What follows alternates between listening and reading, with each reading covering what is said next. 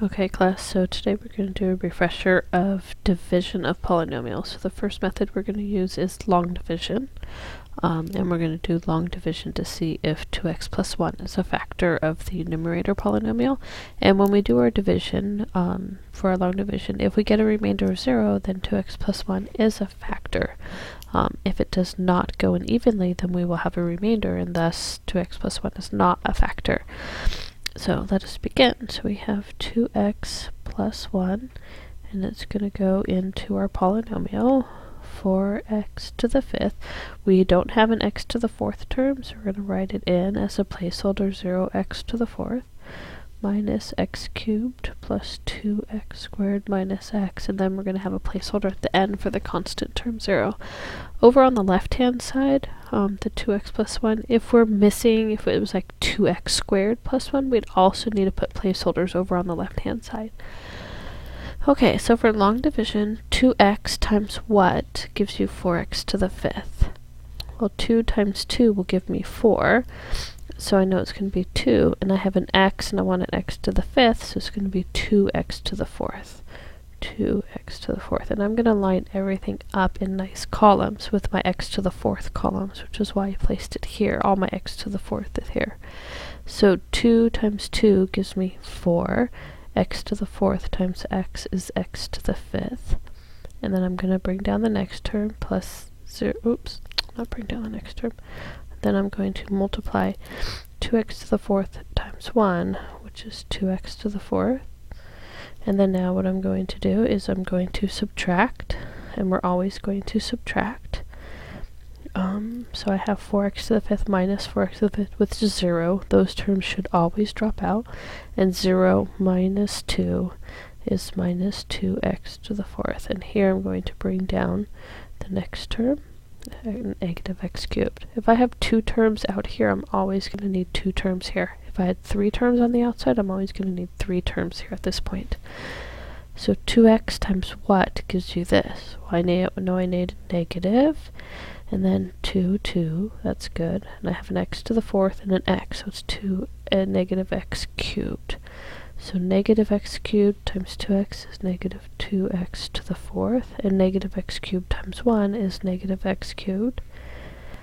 And then I'm going to subtract. We always subtract at this sign, so it becomes plus symbols. So negative 2x plus 2x to the 4th goes away. Negative x cubed plus x cubed goes away. So I'm going to bring down 2x squared, and since I have 2 terms out there, I still need 2 terms. I'm going to bring down 2 terms. So 2x times what gives you 2x squared?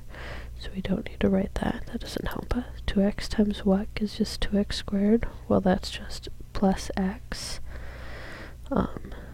So notice how by us not having any term here means we don't have an x squared term.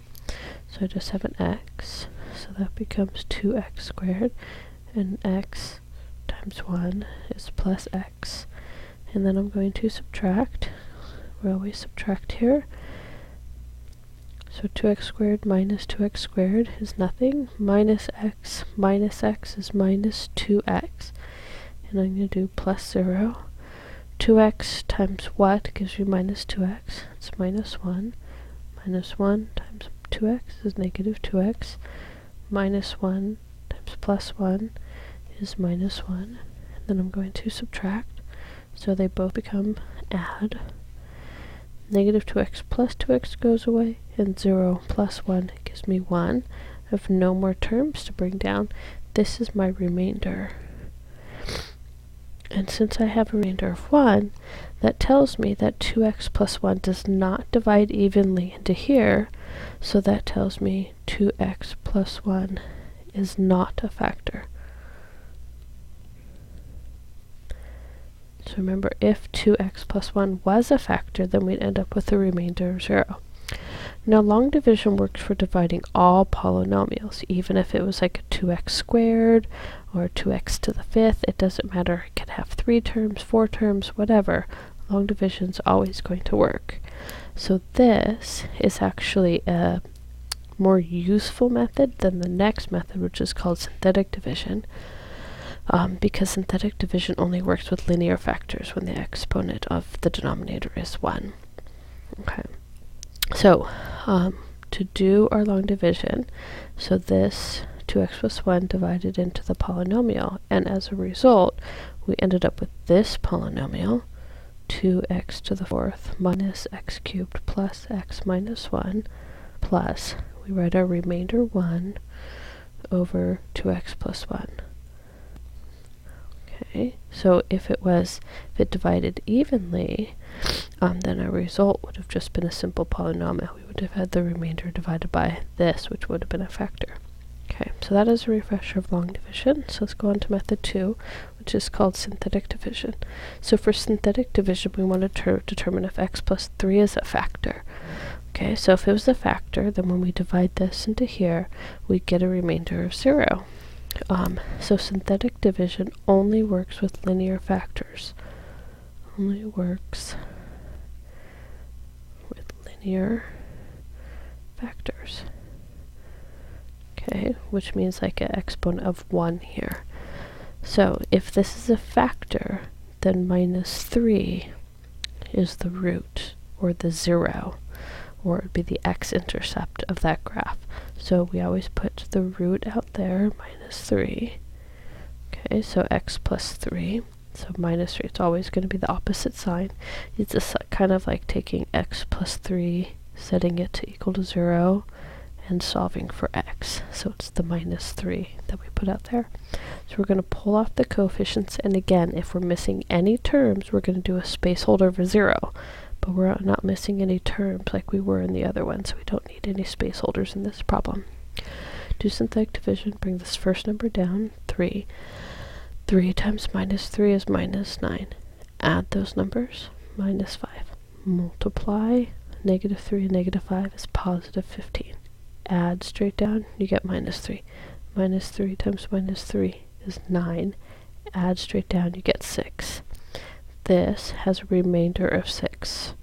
Okay, if we had a remainder of 0, then x plus 3 is a factor. Since we have a remainder, x plus 3 is not a factor.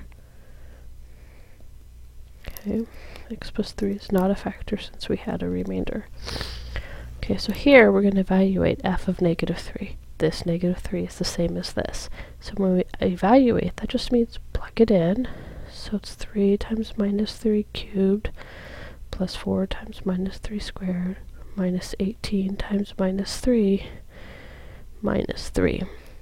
So negative 3 cubed is negative 27.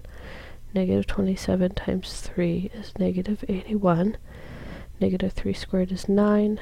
9 times 4 is a positive 36. Negative 18, negative 3, so negative 18 times negative 3, we get a positive 54. And then we're going to subtract 3.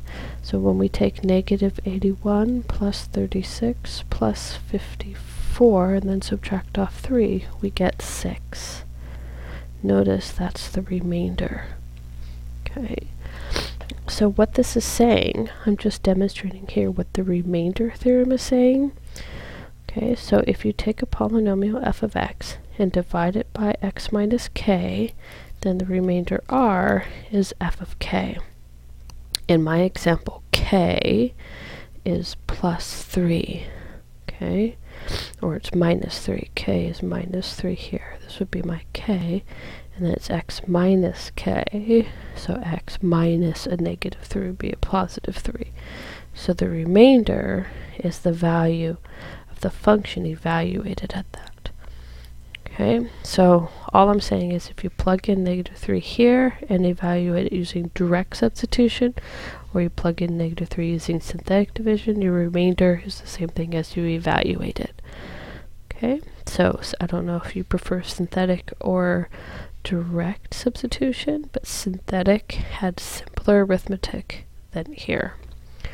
Okay, so the remainder theorem is the last thing I need to remind you about for division. So we have long division, which always work, and synthetic division that only works for linear factors with an exponent of 1. So that is all about dividing polynomials. Have a great night.